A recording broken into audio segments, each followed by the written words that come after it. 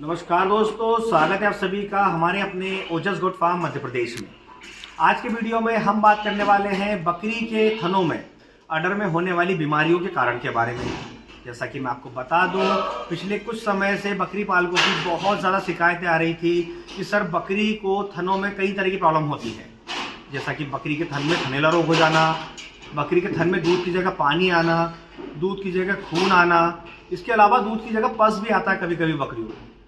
और कभी कभी अब देखा जाता है कि बकरियों के थन में ना दूध आता है ना पानी आता है, मतलब कि थन पूरी तरह से बंद हो जाता है। तो ये होने के सिर्फ दो कारण हैं। जैसा कि आप जानते हैं, मैं खुद भी एक बकरी पालक हूँ और हमारे फार्म में जो समस्याएं होती है, बीमारियां आती है बकरियों में, उनका इलाज करने के बाद जो इलाज सक्सेस होता है वही मैं आपको हमारे इस वीडियो के माध्यम से जानकारी देता हूँ, आप तक पहुँचाता हूँ, जिससे कि आप भी उस बीमारी का समय से सही इलाज कर सकें और आने वाली बीमारी को रोक सकें। तो इन सारी बीमारियों के सिर्फ दो कारण हैं। पहला, बैक्टीरियल इन्फेक्शन। बैक्टीरिया की वजह से बहुत ज़्यादा इन्फेक्शन होता है। जब बकरी बच्चा देने वाली होती है तो अडर बहुत ज़्यादा बड़ा हो जाता है, मतलब थन बड़े बड़े हो जाते हैं, उनमें दूध आ जाता है।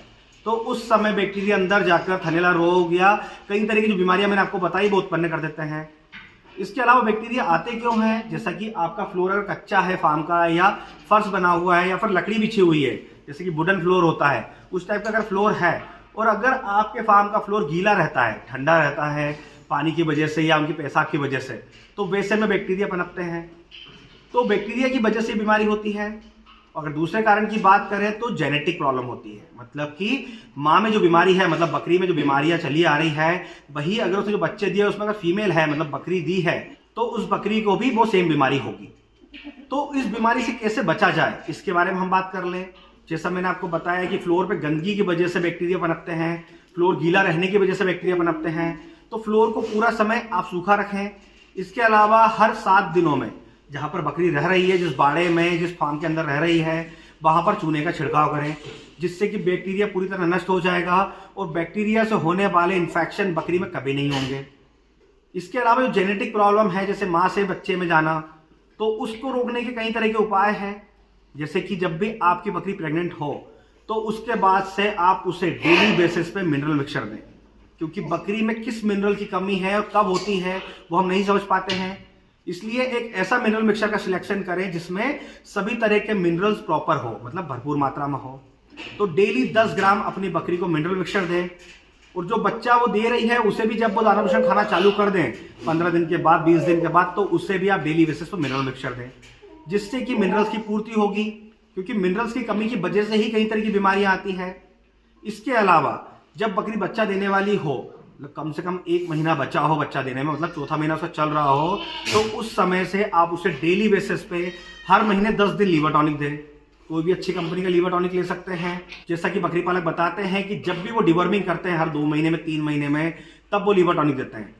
पर जिस बकरी में थनैला रोग या थन से रिलेटेड किसी भी तरह की बीमारी है, तो आप उसे चौथे महीने में, जब चौथा महीना वो कंप्लीट कर ले प्रेगनेंसी का, तो आप उसे डेली बेसिस पे हर महीने 10 दिन 10 ml से लेकर 15 ml लीवर टॉनिक दें, जिससे कि उसका लीवर प्रॉपर रहेगा, मजबूत रहेगा, तो उसको भूख अच्छी लगेगी, वो तंदुरुस्त रहेगी, बच्चा देने के बाद कमज़ोर नहीं होगी।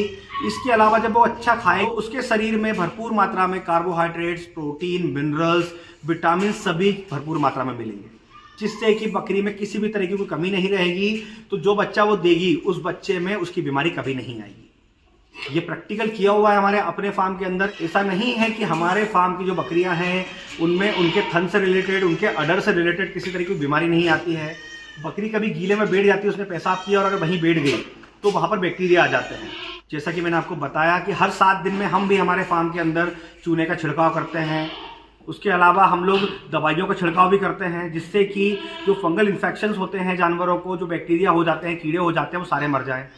उसके बाद भी किसी ना किसी बकरी में अगर थनैला रोग हो जाता है तो हम उसका ट्रीटमेंट यही करते हैं जो मैंने आपको बताया, जिससे कि बहुत शानदार रिजल्ट मिलता है। उसके आने वाले बच्चों में किसी तरह की उसमें जो बीमारी है बकरी में, वो बच्चों तक नहीं पहुँचती है।